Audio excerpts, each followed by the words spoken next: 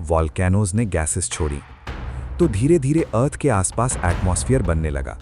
वो एटमॉस्फेयर आज जैसा क्लीन नहीं था, उसमें ऑक्सीजन भी आज जैसी नहीं थी, लेकिन वही एटमॉस्फेयर आने वाले फ्यूचर का फाउंडेशन था। फिर आया एक और बड़ा मोमेंट, बारिश। लेकिन ये नॉर्मल बारिश नहीं थी, ये ऐसी बारिश थी जो रुकने का नाम ही नहीं ले रही थी।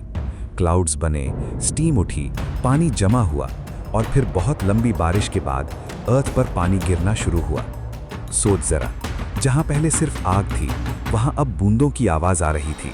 जहां पहले लावा था, वहां अब ठंडक का स्पर्श हो रहा था। ये सिर्फ वेदर का बदलाव नहीं था, ये प्लैनेट की रूह का बदलाव था। और इसी बारिश ने समंदर बनाए, पहले छोटे पूल्स, फिर बड़े ताल, फिर ओशंस, और धीरे धीरे अर्थ का चेहरा बदलने लगा। समंदर बनने के बाद अर्थ और भी इंटरेस्टिंग होने लगी। कहीं डीप ओशंस थे, कहीं छोटे आइलैंड्स उभर रहे थे, कहीं रॉकी सर्फेसेस थे, कहीं नई जमीन के टुकड़े। लेकिन ये दुनिया अब भी पीसफुल नहीं थी। वॉल्केनोज का गुस्सा खत्म नहीं हुआ था। बड़े बड़े स्टॉर्म्स आते थे, लाइटनिंग चमकती थी, अंदर और बाहर दोनों जगह मूवमेंट था। और फिर इसी केओस के बीच नेचर ने एक और बड़ा स्टेप लिया, लाइफ की शुरुआत। ये वही मोमेंट था जहां अर्थ सिर्फ प्लैनेट नहीं रही, वो फ्यूचर बनने लगी। और यहीं से हिस्ट्री ने अपना सबसे इंपॉर्टेंट टर्न लिया, क्योंकि लाइफ का मतलब सिर्फ एग्जिस्ट करना नहीं होता।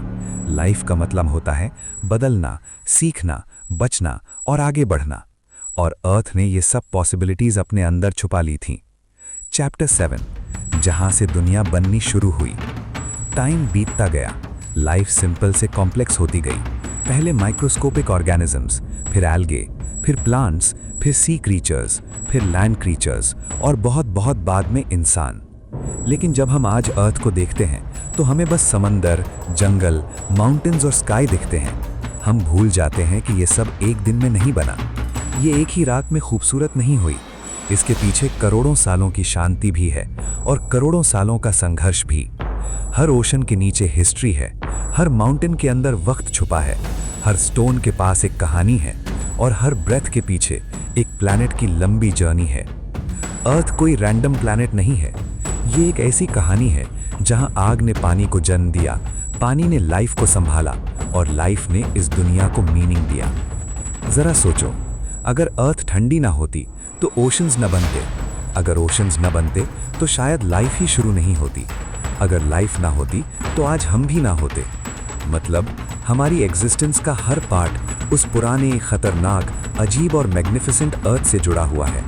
हम उस प्लैनेट के बच्चे हैं जो कभी फायरबॉल था, जो कभी बेजान था, जो कभी सिर्फ एक टकराव था, और आज वही प्लैनेट हमें हवा देता है, पानी देता है, घर देता है और फ्यूचर देता है। तो ये थी अर्थ की शुरुआत, एक ऐसे स्पेस में जहां न शांति थी, न लाइफ, न रोशनी का कोई प्रॉमिस। वहां से बनी एक दुनिया, पहले धूल, फिर फायर, फिर लावा, फिर बारिश, फिर ओशंस, फिर लाइफ, और फिर हम। और शायद इसीलिए अर्थ सिर्फ एक प्लैनेट नहीं है, ये एक मिरेकल है, एक ऐसी कहानी जो अभी भी चल रही है। पहले आग थी, फिर पानी आया, और फिर लाइफ ने दुनिया को बदल दिया।